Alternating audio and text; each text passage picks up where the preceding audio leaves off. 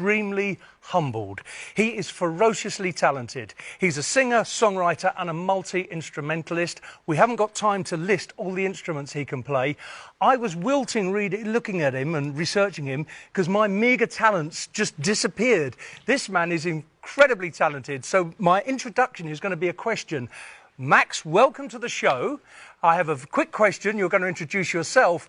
Please tell us how you pronounce your second name, because we want to get it right. It's Restaino.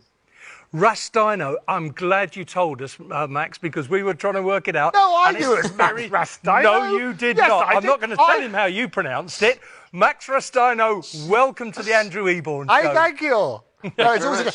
Max, I do know your name, maybe because you've recorded something wonderful with Mike, which is going to come out in the series coming up next week, which is one-to-one with Mike Reid, because he's got that whole story. Tell us about the series and how you were discovered, Max Restaino, how you were discovered by Mike Reid in that particular series. So I've actually known Mike a few years. So we did a programme a few years ago called Tin Pan Alley, in which it was a songwriting competition for Sky Television, which Mike hosted, and I entered this songwriting competition, and I actually came second. And I've known Mike ever since. We've done a lot of co-writing together, and he's a great lyricist. And yeah, I've been doing a lot of writing with him and a lot of production as well. Who came first? Do you know what? I'm so terrible with names, but it was a great song that he wrote, and that it was a fantastic song. We don't care who came first. I'll tell you what. If you remember that One Direction. You know where they came in the competition? They came. I'm sure third. It wasn't first. They came was third. Right. So if you came second to somebody you can't even remember, you're doing well, Max Restaino. Thanks. It's got to go. But Clive, you've been in the industry for a long time. What advice would you give Max in starting out? Well, Max is in a totally different ballgame to me, because he has... I was someone who went a long way with, how can I put this, meagre musical talents, OK? I'm still here, Max. I'm still here 40 years later. But I don't have to give you any advice at all, because you've got everything going on. You've already supported the Vamps and Alicia Dixon. But there's something, one quick question I want to know. Out of all the instruments you play, I've got down here guitar, piano, harmonica, ukulele, and saxophone. Now, saxophone, please just tell me, enlighten me, because I did some work way before your time with a man called Roy Wood, who was another multi-instrumentalist. He tried to teach me the saxophone, and after 2 minutes, he ripped it out of my hands and said, you should never be allowed to play another instrument again. But the saxophone, it's like a Rubik's Cube of instruments. How do you get on with it? Famously, the saxophone is the hardest instrument to learn, yeah. But weirdly, it wasn't as hard as the guitar for me. I think it was probably because I wasn't inspired to play the guitar that much, but I think the guitar, you can't see what you're doing, like, you can't see where your fingers are going. With this, I guess you can't with the saxophone either, but no, it was just... But yeah, the guitar was the hardest for me. Right, and another instrument we got to mention, and I'm intrigued by this, the accordion, who I believe you've played for Gary Barlow. That's right. Yeah, that was actually my first instrument, was the buttoned accordion with the Italian heritage. We had one lying around the house, and yeah, that one. I think it's just because it was basically my toy when I was growing up. I don't even remember how young I was when I started, but it was basically, I just loved it, and yeah, that was an interesting one. And I still play, like, as you say, Gary Barlow sessions. And how did that come about with Gary and the accordion? So I used to work at a studio in Sheffield, where I am now, and someone said that Gary Barlow was looking for an accordion player, and I played on a...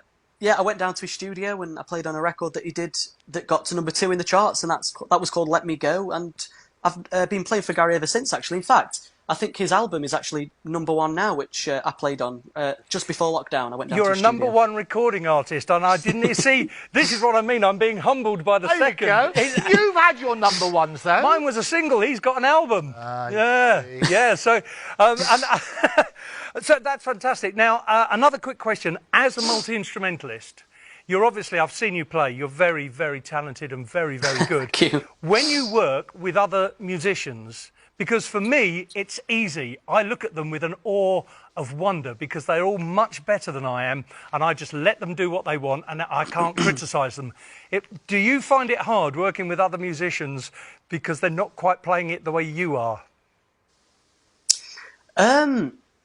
Not particularly. I think I've got a great band that they play amazingly. And to be fair, I don't play drums half as good as Lawrence, my drummer, or double bass half as good as Marcus. So yeah, they're not really.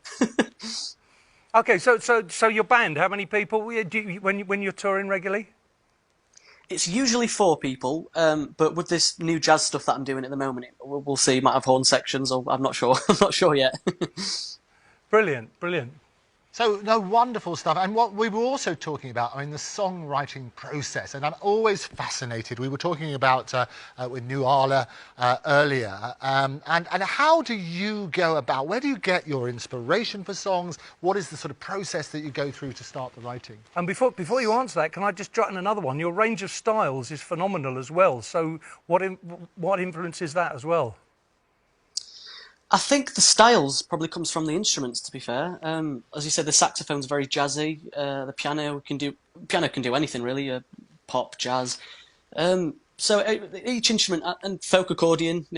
Each instrument varies a different style. And the other thing was about the songwriting. I think I think it comes from 2 things I've noticed songwriting over the years. I think it's number one is hard work. I think if you keep doing it, and it comes from hard work basically. Sometimes it doesn't come easy, sometimes it does. So it's a varied one.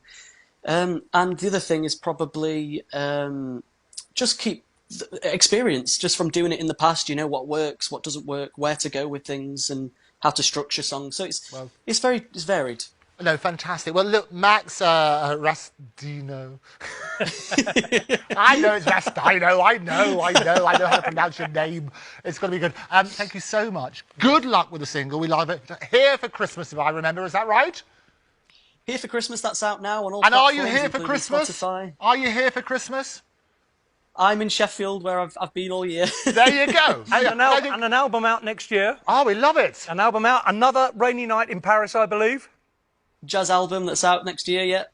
Brilliant. Well, we're going to play out at the end of the show. We're going to listen to your song.